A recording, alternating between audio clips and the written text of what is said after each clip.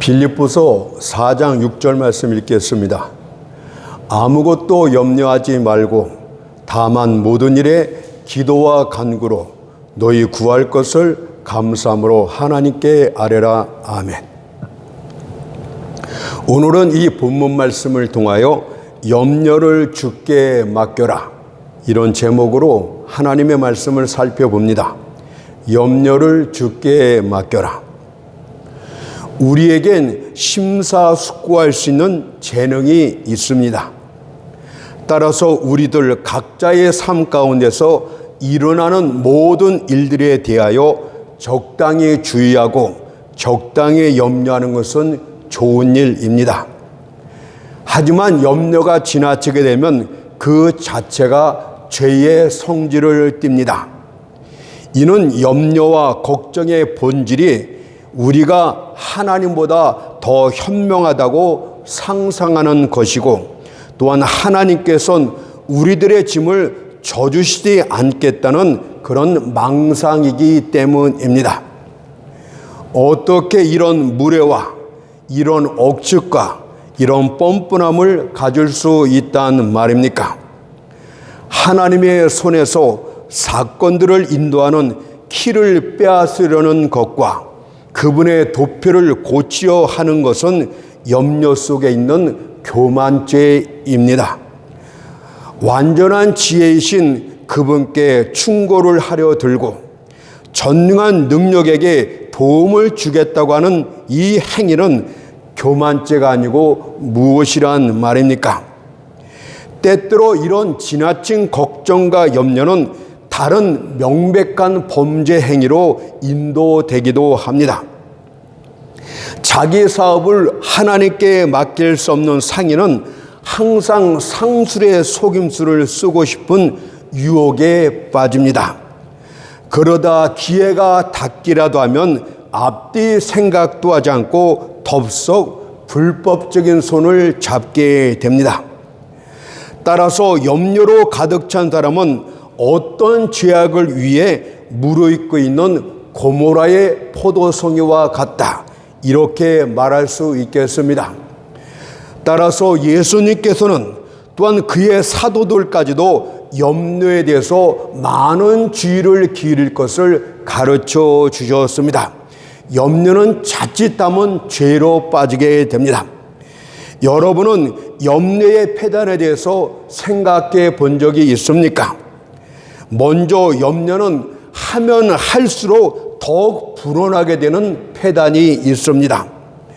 만일 여러분이 염려하고 걱정하고 안달하기 시작한다면 그때부터 주변에 있는 다른 염려들이 달라붙게 됩니다.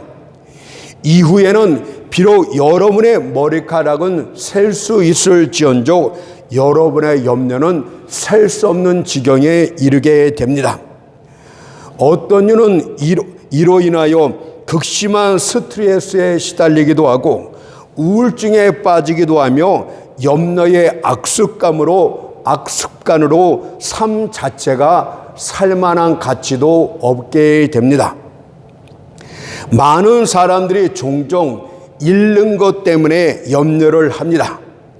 어떤 이는 일자리를 잃어서, 다른 이는 건강을 잃어서, 또 다른 어떤 이는 재물을 잃어서 염려에 빠집니다. 하지만 본래 이 세상은 잃어버리는 경향이 있는 세상입니다. 과연 해 아래 영원한 것이 어디 있단 말입니까? 영원한 건강이 있습니까? 영원한 재물이 있습니까? 과연 밀물이 있으면 그 뒤에 썰물이 뒤따는 것은 당연하지 않겠습니까? 그러니 너무 안달하지 말고 주께 맡기도록 하십시오. 염려하는 모든 것을 기도의 원재료로 삼으십시오. 연금술사들이 광재를 금으로 바꾸려 했던 것처럼 여러분들도 거룩한 연금술을 통해 그렇게 하십시오. 모든 염려들을 기도의 틀 속에 넣고 영적 보화인 하나님의 평강으로 바꾸는 기술을 터득하십시오. 평강이란 무엇입니까? 하나님께서 지금 나를 위해 일하고 계시니 염려하지 말고 편안히 안식하며 기다리라는 암시인 줄 믿습니다. 여러분들 마음 가운데, 여러분들 생각 가운데 하나님의 평강이 넘쳐납니까? 이것은 하나님이 지금 일하고 계시니 안심하고 기다리라, 이런 의미인 줄 믿습니다. 빌립보서 4장 6절 7절에 이렇게 말했어요. 아무것도 염려하지 말고 오직 모든 일에 기도와 간구로 너희 구할 것을 감사함으로 하나님께 아뢰라. 그리하면 모든 지각에 뛰어난 하나님의 평강이 그리스도 예수 안에서 너희 마음과 생각을 지키시리라. 오늘 염려가 하나님의 평강으로 바뀌었습니까? 기다리십시오. 지금 하나님이 그것을 축복하기 위해서 일하고 계시는 것이니 잠깐 기다리면 됩니다. 다음으로는 염려는 아무리 많이 해도 소용이 없는 폐단이 있습니다. 비록 여러분이 마음껏 염려한다 할지라도 여러분은 그 키를 한자나 더 크게 할 수 없습니다. 염려로 머리카락을 자라게 할 수도 없고 머리카락을 희게나 검게 할 수도 없는 것입니다. 염려가 이런 하찮은 일도 할 수 없는데 어떻게 고상한 섭리적인 일들에 대해서 무슨 도움이 있단 말입니까? 한 농부가 들판에 서서 이렇게 말합니다. 이 비가 계속 내린다면 우리에겐 심각한 일이 벌어질 것이다. 만일 내일이라도 비가 그치지 않는다면 들판의 곡식들은 다 썩게 될 것이고 우리는 아무것도 거둘 수 없을 것이다 라며 양손을 잡고 비틀며 안달하고 있었습니다. 그가 집안에서 왔다 갔다 하며 염려에 염려를 거듭하자 온 가족이 불안에 떨기 시작했습니다. 하지만 그의 모든 염려로는 한 줄기 햇빛도 만들지 못합니다. 그의 모든 언짢은 언사와 불평으로는 빗방울 하나도 그치게 할 수 없습니다. 그런데 어찌하여 염려에 염려를 더하는 것입니까? 그런 염려는 단지 여러분의 심장만 갉아먹을 뿐입니다. 또한 염려를 하게 되면 일에 대한 올바른 판단도 할 수 없습니다. 예를 들어 망원경에 여러분의 염려라는 뜨거운 입김을 분 후 여러분의 눈에 갖다 대 보십시오. 보이는 것이란 건 온통 희미한 것밖에 없는 줄로 믿습니다. 이처럼 염려가 지나치게 되면 사리 판단을 하지 못합니다. 올바른 판단을 할 수가 없습니다. 조급한 중에 기다리지 못하는 자는 제일 먼저 일어나는 일을 선택하게 되는데 대부분의 경우 그런 첫 번째 선택은 여러분에게 가장 나쁜 것이거나 여러분들에게 가장 나쁜 해가 될 뿐입니다. 세 번째로 염려는 힘을 약화시키는 폐단이 있습니다. 염려하는 자들의 무력감을 살펴보십시오. 이들은 염려하며 이르기를 내 마지막은 필경 처음보다 더 나쁠 것이다 라고 의기소침에 빠집니다. 나는 반드시 내 나중은 더 나쁠 것이야. 자신의 사업이 조금이라도 길면 나는 조만간에 파산하여 가난뱅이가 되고 말 것이다. 비관주의로 또 빠집니다. 질병에 걸리게 되면 스스로 자신의 인생을 끊고자 서둘러 무덤에 들어가려는 바보도 있습니다. 그래서 염려는 무기력의 원천이 되는 것입니다. 생각해 보십시오.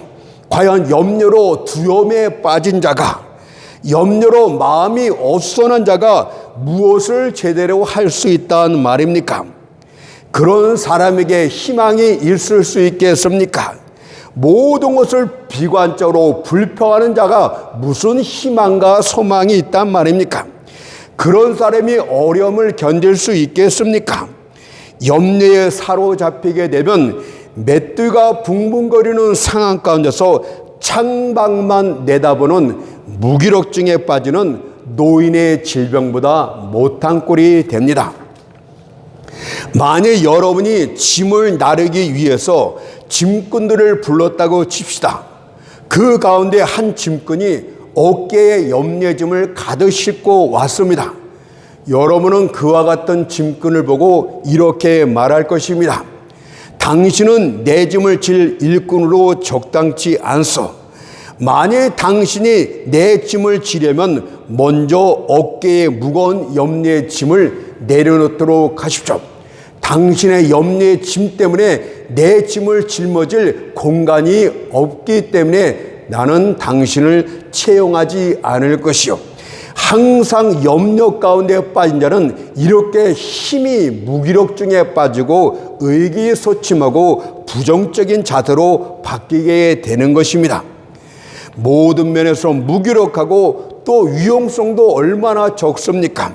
지금까지 염려의 폐단 3가지를 살펴보았으니 염려를 적당히만 하고 지나치게 하지 맙시다. 그렇다면 이제 우리의 일상적인 염려와 관련해서 본문 내용을 적용 한번 시켜보도록 하겠습니다. 아무것도 염려하지 말고 오직 모든 일에 기도와 간구로 너희 구할 것을 감사함으로 하나님께 아뢰라. 어떤 이가 말하기를 만일 내가 일자리를 얻지 못하게 돼서 생활비를 벌지 못하면 큰일이 날 것이다 라고 염려를 하고 있습니다. 또 다른 이는 내가 노력하고 애를 써도 돈을 번다 할지라도 가족 생계비도 감당치 못하니 어쩌란 말이냐 이렇게 염려를 합니다. 또 다른 어떤 이는 내가 이제 나이가 많아 연약해져 일할 수도 없게 되었으니 어떻게 하면 좋지 이렇게 일상적인 염려 가운데 빠지는 자들이 얼마나 많습니까? 저는 이와 관련해서 먼저 신체 건강한 자들에게 잠깐 말씀드리고 이 본문을 이어가도록 하겠습니다. 만일 신체 건강한 여러분들은 어떤 일을 할 수 없게 되었다면 다른 어떤 일을 서둘러 찾는 것이 도리입니다. 만일 신사로서 여러분의 양식을 벌 수 없게 되었다면 작업보로 갈아입고 일을 하도록 하십시오.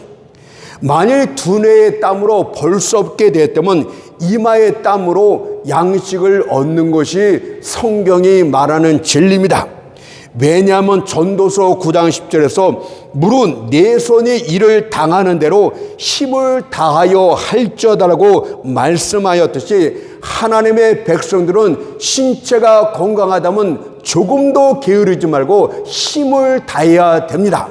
그 일이 불의한 일이 아닌다면, 그 일이 정직한 일이 아니라면 모든 일을 닥치지 않고 열심을 내는 것이 성도가 해야 할 도리인 줄 믿습니다. 그러나 이제 본문으로 돌아서 나이가 들어서 일자리를 구할 수도 없고 몸이 약해서 힘들 일을 할 수 없는 자들에겐 오늘 본문이 이 위로의 말씀을 주고 있어요. 먼저 이런 자들에겐 하나님의 섭리적인 돌보심이 있을 것이라는 약속을 주님께서 하셨습니다. 건강하면서 게으른 자에게 주신 말씀이 아니에요. 오늘 본문 말씀은 먼저 주님이 말씀하신 섭리적 돌보심을 생각해 봅시다. 마태복음 6장 26절에선 공중의 새를 보라. 심지도 않고 거두지도 않고 창고에 모아들이지도 아니하되 너희 천부께서 기르시느니라.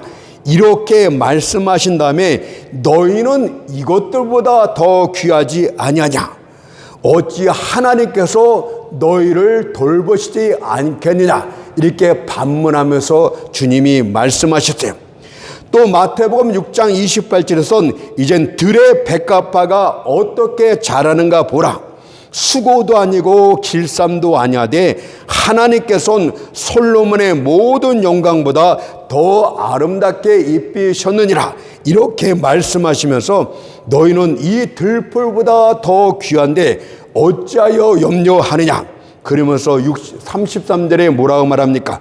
너희는 하나님의 나라와 그의 의를 구하라. 그리하면 이 모든 것을 도와주시리라고 약속해 주었습니다. 그렇다면 이런저런 사정과 형편들로 인해서 일상생활에 힘드신 여러분들이요, 오늘 본문 말씀처럼 여러분들의 염려를 주님께 맡기면 됩니다. 주님이 친히 말씀하신 섭리적인 돌보심을 믿으면 됩니다. 왜 그분한테 맡기면 될까요? 왜냐하면 우주 만물을 주장하시는 그분이, 여러분의 일상생활에 일어나는 모든 것들을 섭리하시는 그분이 바로 하나님 자신이기 때문에 그분한테 맡기라고 말씀하신 거예요. 너희들이 끌어안지 말고 모든 일을 주관하시는 하나님께 맡기라고 지금 가르쳐 줍니다. 시편 29편 11절에 그 말씀 아닙니까? 여호와께서 영원토록 왕으로 좌정하시도다. 섭리의 통치자로서 영원히 지배하고 계신다는 뜻입니다. 사실 여러분은 하나님께서 정말 만물의 지배자이신가를 확인해 보기 위해서 하늘로 올라갈 필요도 없고 깊은 바다로 내려갈 필요도 없습니다. 왜냐하면 땅의 모든 짐승과 하늘의 새들과 바다의 물고기들이 이런 사실들을 우리에게 가르쳐주고 있다고 말씀합니다. 욥기서 12장 7절 8절을 보세요. 이제 모든 짐승에게 물어보라. 그것들이 내게 가르치리라. 공중의 새에게 물어보라. 그것들이 또한 내게 고하리라. 땅에게 말하라. 내게 가르치리라. 바다의 고기도 내게 설명하리라. 땅의 짐승, 하늘의 새, 바다의 물고기들이 하나님이 모든 것을 주장하시고 돌보시고 있다고 이렇게 친히 그들의 행동과 삶의 모습을 통해서 우리에게 가르치고 있다고 말씀하시는 거예요. 그럼에도 불구하고 이 진리는 사람들이 너무도 자주 잊어버리는 진리 가운데 하나가 되겠습니다. 사람들은 하나님이 명백히 보이는 사건 속에서도 하나님을 인식하지 못하는 우둔함이 있습니다. 오히려 그들은 모든 일, 모든 사건, 모든 상황들이 저절로 스스로 일어나는 것뿐이라고 생각을 합니다. 그래서 성경에 이렇게 책망을 했어요. 로마서 1장 22절을 보니까 스스로 지혜 있다 하나 우둔하게 되어 섭리의 주관자가 누구인지도 모르면서 지혜 있다고 말하는 것이 얼마나 우둔하냐, 이렇게 가르쳐주고 있는 것입니다. 먼저 하나님께서는 모든 사건의 최고 통치자이십니다. 사건들은 회리바람에 날리는 먼지처럼 제멋대로 일어나지를 않습니다. 우연히 생기는 사건도 전혀 없디요. 하나님 앞에서 모든 사건들은 정해진 질서와 과정을 따라서 일어날 뿐이라고 합니다. 여러분들에게 아주 안 좋은 사건이 일어났습니까? 아주 조그마한 사건이 일어났습니까? 조그만 사건이라고 우연히 일어났다고 말하지 마세요. 불행이다, 행운이다, 이런 말도 하지 마세요. 모든 사건들은 우연이 없고 하나님이 모든 것을 주관하신다고 말씀합니다. 또한 모든 일의 최고 통치자도 하나님이 되십니다. 가장 큰 일부터 가장 작은 일까지 여호와의 권능이 함께하고 있습니다. 불타는 해성뿐 아니라 개똥벌레의 불꽃 속에서도 하나님이 주권자로 좌정하고 계십니다. 사실 염려는요, 큰 일보다는 아주 작은 일에서부터 비롯되는 것이 상식입니다. 우리의 앞길을 가로막는 것은 큰 산이 아니라 우리의 신발 속에 있는 작은 가시, 작은 돌개개가 바로 우리의 앞길을 가로막는 것입니다. 그래서 섭리의 주권자 하나님께서는 특별히 성도들의 아주 작고 하찮은 일들에도 큰 관심을 갖고 돌보고 있다고 특별히 말씀하셨어요. 마태복음 10장 30절 31절에 보니까 너희에게는 머리털까지 다 세신 바 되었나니 두려워하지 말라 이렇게 말씀하셨고, 마태복음 10장 29절에선 참새 2마리가 한 아사련에 팔리는 것이 아니냐, 그러나 너희 아버지께서 허락지 아니하시면 그중 하나라도 땅에 떨어지지 아니하리라고 하셨습니다. 여러분, 머리카락이란 몸에서 가장 작고 하찮은 것입니다. 어머니라 할지라도 살아난 자식의 머리카락 숫자를 셀 수가 없습니다. 그러나 하나님은 그런 하찮은 일까지 세밀하게 세시면서 관섭하고 계신다고 말씀하고 있다면 작은 일 때문에 염려하지 마세요. 거기도 하나님의 간섭이, 하나님의 관심이 있습니다. 또 참새는 독수리가 아니지 않습니까? 이것은 작고 볼품없는 참새도 하나님의 허락에 의해서 팔리기도 하고 사기도 한다고 말씀합니다. 그러니 여러분들 염려하지 마시고 작고 보잘것없는 일이라도 섭리의 주권자 하늘아버지 앞에 맡기고 기도하라고 말하는 거예요. 그래야면 하나님께서 권고해 주시겠다고 약속까지 했습니다. 사도 베드로가 뭐라고 말했는가 보세요. 베드로전서 5장 7절에 보니까 너희 염려를 다 주께 맡겨버리라. 이런 저가 너희를 권고하시니라 이렇게 말씀합니다. 여기서 권고라는 말은 한글로만 표현돼서 그런데 어떤 일을 하도록 권한다 이런 뜻이 아닙니다. 이거는 careful, 바로 무엇을 말씀하겠냐면 깊은 관심을 갖고 돌보신다고 말해요. 여러분들 염려를 주님 앞에 맡기면 주님이 그거에 대해서 관심을 갖고 돌보신다는 의미가, 섭리적인 의미가 주께서 너희를 권고하심이라, 권고의 뜻이 되겠습니다. 다시 말해 성도들을 위한 특별한 섭리적인 돌보심이 권고하신다 이런 뜻이 됩니다. 그것이 바로 로마서 8장 28절이 되겠습니다. 하나님을 사랑하는 자, 곧 그 뜻대로 부르심을 입은 자들에겐 모든 것이 합력하여 선을 이루느니라는 특별한 섭리적인 돌보심이 있을 것이다 이렇게 말해요. 에스겔 선자는 하나님의 섭리를 환상 중에 박쥐 형상으로 봅니다. 에스겔 1장 16절에 보니까 그 박쥐의 형상과 그 구조는 넷이 한결 같은데 무슨 뜻입니까? 섭리의 박쥐는 동서남북 사방에서 각자 돌아간다고 합니다. 여기도 사건이 일어나고 저기에서도 이런 사건이 일어나고 각자 제멋대로 돌아가는 것 같아요. 그런데 넷이 한결같다. 무슨 뜻입니까? 하나님의 영원하신 목조에선 각자의 섭리, 동서남북의 섭리와 바퀴가 한 가지 목적을 위해서 돌아간다 이 뜻입니다. 바로 여러분들이 맡겼던 염려를 해결하는 성도의 유익을 위해서 돌아가고 있다 이렇게 말하는 거예요. 시간을 살펴보게 되면 여러 개의 톱니바퀴들이 맞물려 있습니다.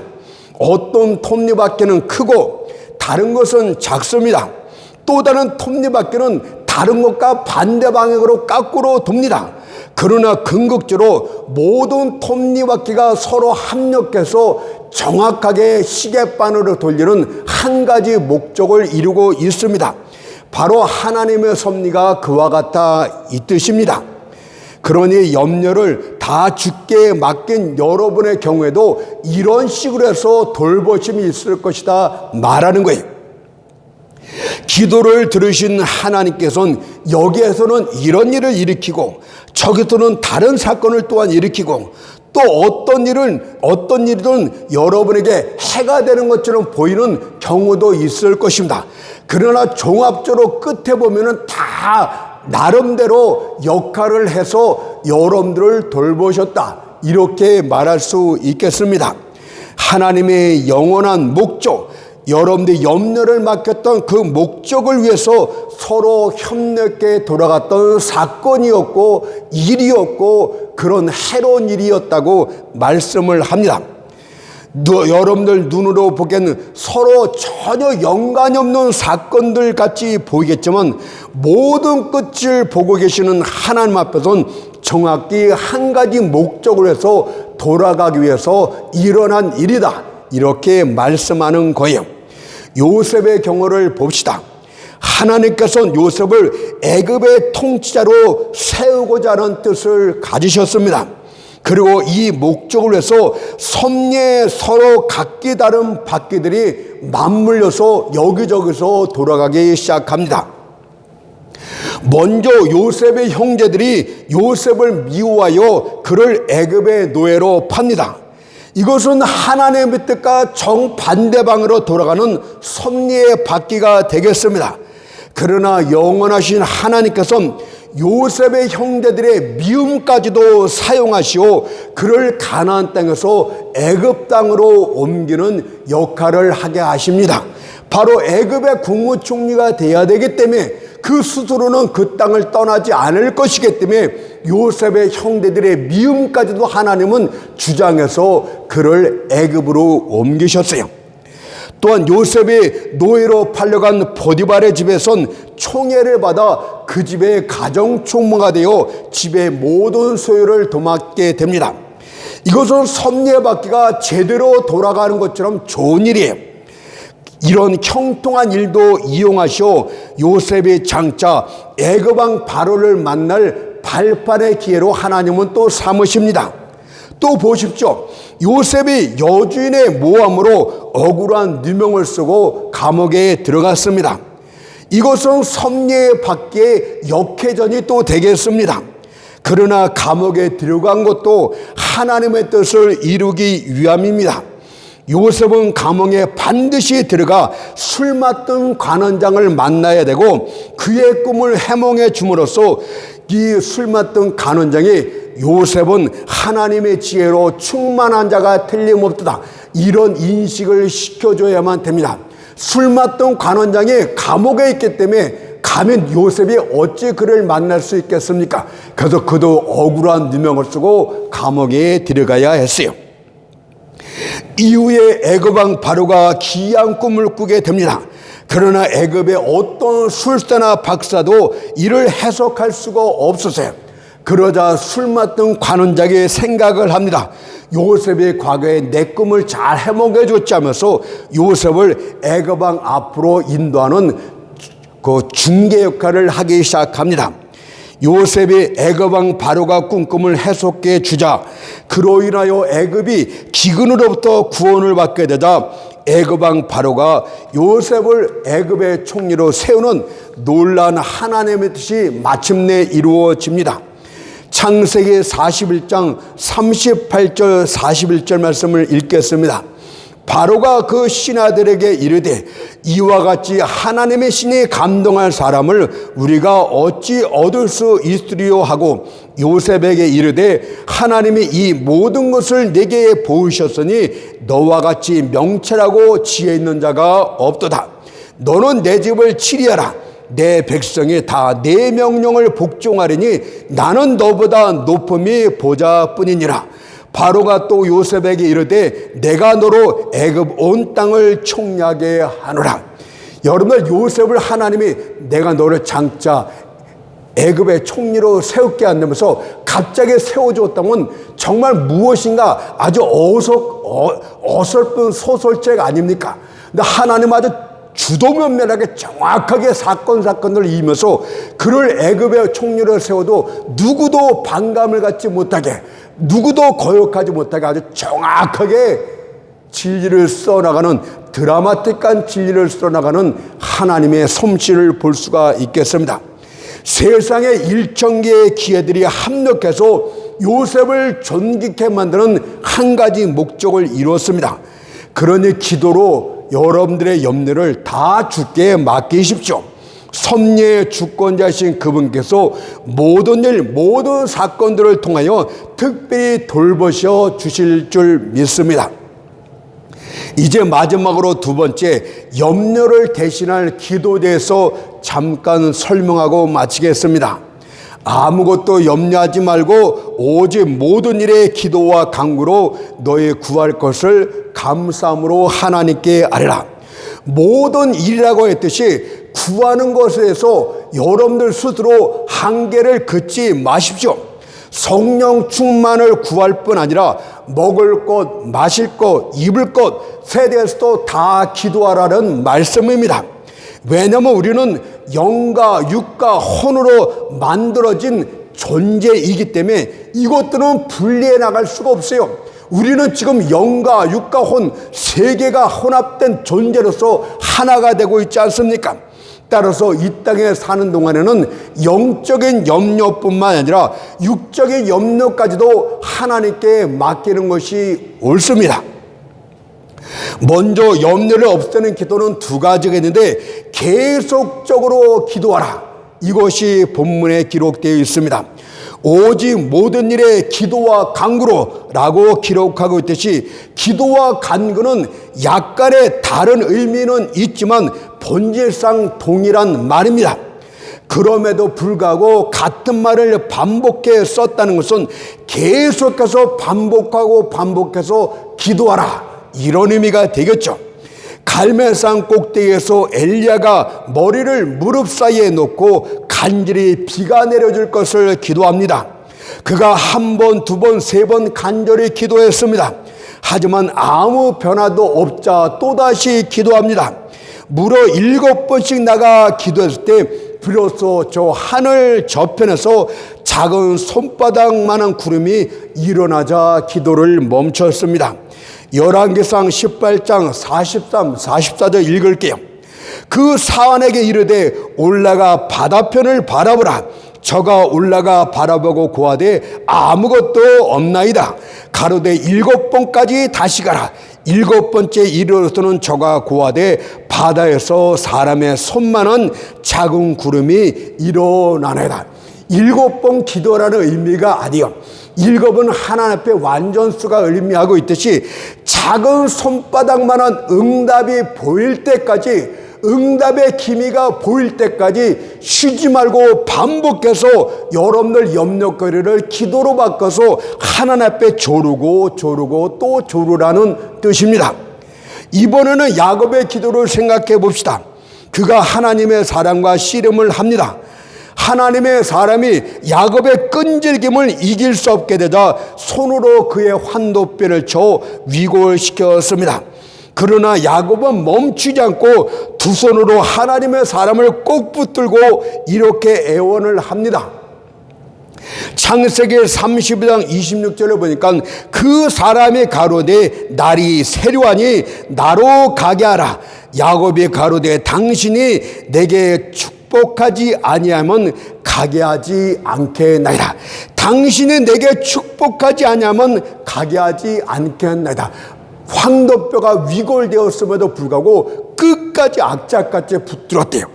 그 결과 하나님의 사람이 지렁이 같은 야곱을 하나님의 왕자의 의빈 이스라엘 이름으로 축복해 줍니다. 창세기 32장 28절 보세요.